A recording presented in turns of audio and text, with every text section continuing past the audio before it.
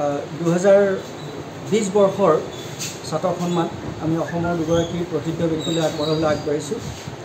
ৰামপ্ৰসাদ ভূঞা আৰু ফুলেশ্বৰী ভূঞা সোঁৱৰণী ছাত্ৰক সন্মান আমাৰ শ্ৰদ্ধেয় সংগীতকাৰ গায়ক জে.পি. দাস জ্যোতিপ্ৰকাশ দাসলৈ আমি ছাত্ৰক সন্মান আগবঢ়াম। দ্বিতীয় বঁটাটো জিতেন্দ্ৰনাথ ভট্টাচাৰ্য বিমলা ভট্টাচাৰ্য সোঁৱৰণী ছাত্ৰক সন্মান অসমৰ এগৰাকী প্ৰসিদ্ধ চলচ্চিত্ৰ পৰিচালক অভিনেত্ৰী আৰু পেছাত শিশু ৰোগ বিশেষজ্ঞ ডাক্তৰ শান্তনা বৰদলৈ বাইদেউলৈ আমি এই সন্মান আগবঢ়াম।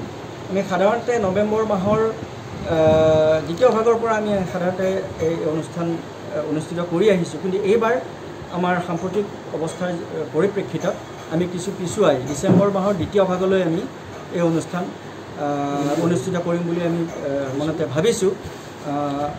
সময় পৰিস্থিতিয়ে আমাক ক'ব আৰু সেই সময়ত আমি আপোনালোকক এই বিষয়ে অৱগত কৰিম।